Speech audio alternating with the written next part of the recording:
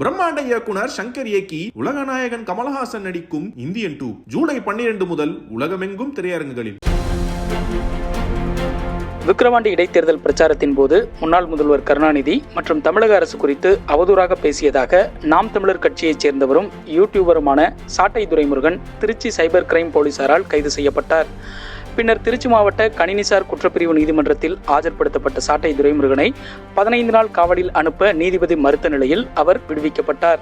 இதனை கடுமையாக கண்டித்துள்ள சீமான், சாராய அதிபர்கள் கையில் ஆட்சியை கொடுத்தால் சாராயத்தை எப்படி ஒழிக்க முடியும்? இவர்கள் மீது பாயாத சட்டம் மேடையில் பேசியதற்காக சாட்டை துரைமுருகன் மீது பாய்கிறது. எதற்காக இந்த அரசு சாட்டை துரைமுருகனை கைது செய்துள்ளது?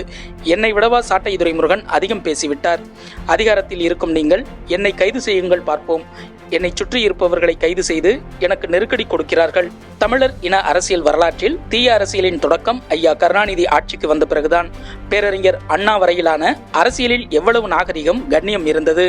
கருணாநிதி வந்த பிறகு ஊழல், லஞ்சம், கொலை, கொள்ளை, அவதூறு பேச்சுக்கள், சாராயம் வந்தது.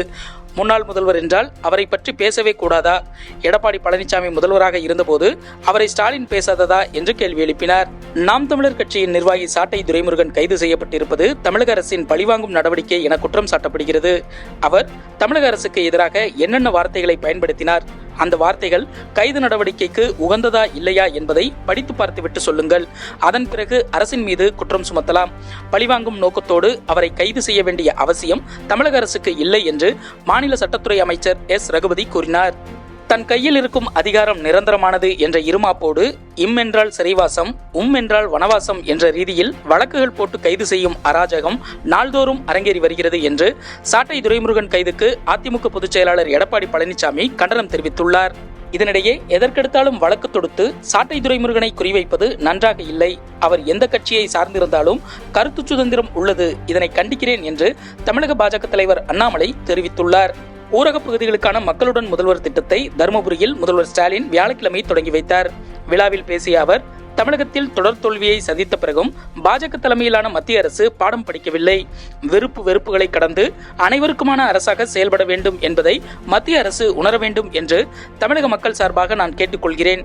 மக்களாகிய நீங்கள் எங்களுடன் இருப்பதே எங்கள் வெற்றியின் ரகசியம் என கூறினார். மணிப்பூரின் நிவாரண முகாம்களுக்கு தான் சென்றது குறித்த வீடியோவை வெளியிட்டுள்ள மக்களவை எதிர்க்கட்சித் தலைவர் ராகுல் காந்தி, இனக்கலவரத்தால் பாதிக்கப்பட்டுள்ள மணிப்பூருக்கு பிரதமர் மோடி செல்ல வேண்டும் என்று வலியுறுத்தியுள்ளார். இதுகுறித்து தனது எக்ஸ் பக்கத்தில் ராகுல் காந்தி தனது மணிப்பூர் பயணம் குறித்து 5 நிமிட வீடியோ ஒன்றை வெளியிட்டுள்ளார். மணிப்பூரில் வன்முறை வெடித்ததில் இருந்து நான் இங்கு வருவது இது 3வது முறை. துரதிருஷ்டவசமாக நிலைமையில் எந்த முன்னேற்றமும் இல்லை. இன்றும் மாநிலம் 2ஆக பிரிந்துள்ளது. வீடுகள் எரிகின்றன. அப்பாவி மக்களின் வாழ்க்கை அபாயத்தில் உள்ளது. ஆயிரக்கணக்கான குடும்பங்கள் நிவாரண முகாம்களில் வாழ நிர்பந்திக்கப்பட்டுள்ளனர். பிரதமர் மோடி தனிப்பட்ட முறையில் மணிப்பூருக்கு செல்ல வேண்டும். மக்களின் துயரங்களை கேட்டு மாநிலத்தில் அமைதிக்கு வேண்டுகோள் விடுக்க வேண்டும் என்று ராகுல் காந்தி குறிப்பிட்டுள்ளார். ஜூலை 3வது வாரத்திலிருந்து 4 சுற்றுகளாக இளநிலை நீட் கலந்தாய்வு நடத்தப்படும் என்று உச்சநீதிமன்றத்தில் மத்திய அரசு தெரிவித்துள்ளது. இது தொடர்பான வழக்கு வியாழக்கிழமை விசாரணைக்கு வந்தபோது மத்திய அரசு கல்வி அமைச்சகத்தின் உயர்கல்வித்துறை மூலம் 44 பக்க பிரமாண பத்திரத்தை தாக்கல் செய்தது. அதில் இளநிலை நீட் கலந்தாய்வு செயல்முறை ஜூலை 3வது வாரத்தில் தொடங்கி 4 சுற்றுகளாக நடத்தப்படும். கலந்தாய்வு செயல்பாட்டின் போதோ அல்லது அதற்கு பிறகோ முறைகேடுகளில் பயனடைந்த மாணவர்கள் விண்ணப்பித்திருந்தால் அந்த விண்ணப்பம் எந்த கட்டத்திலும் ரத்து செய்யப்படும் என்று தெரிவிக்கப்பட்டுள்ளது. குறைந்தபட்ச ஆதரவு விலைக்கான சட்டப்பூர்வ உத்தரவாதம், விவசாய கடன் தள்ளுபடி உள்ளிட்ட கோரிக்கைகளை வலியுறுத்தி மீண்டும் போராட்டம் நடத்தப்போவதாக விவசாயிகள் சங்கங்களின் கூட்டமைப்பான சம்யுக்த் கிசான் மோர்ச்சா தெரிவித்துள்ளது. இந்த முறை நாடு தழுவிய போராட்டங்களை மேற்கொள்வதில் தாங்கள் கவனம் செலுத்த உள்ளதாக அறிவிக்கப்பட்டுள்ளது. திருச்சி எம்ஜிஆர் நகரைச் சேர்ந்தவர் துரை என்ற துரைசாமி. இவர் மீது கொலை முயற்சி உள்ளிட்ட பல்வேறு வழக்குகள் நிலுவையில் உள்ளன. இவரை கைது செய்வதற்காக திருச்சி போலீசார் பல்வேறு இடங்களில் தேடி வந்தனர்.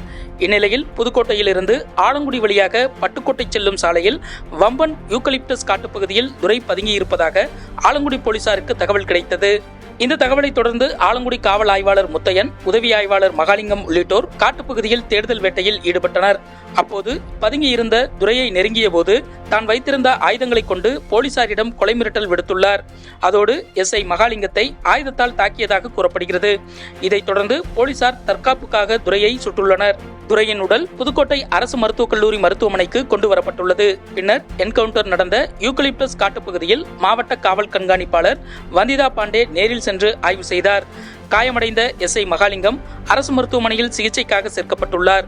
புதுக்கோட்டை மாவட்டத்தில் ரவுடி என்கவுண்டரில் சுட்டுக் கொல்லப்பட்ட சம்பவம் பெரும் பரபரப்பை ஏற்படுத்தியுள்ளது.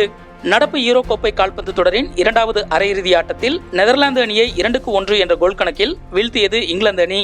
இந்த ஆட்டத்தில் இங்கிலாந்து வீரர் வாட்கின்ஸ் பதிவு செய்த லேட் கோல் அந்த அணியின் வின்னிங் கோலாக மாறியது. இங்கிலாந்து அணி ஸ்பெயினுடன் இறுதி ஆட்டத்தில் பலப்பரீட்சை மேற்கொள்கிறது.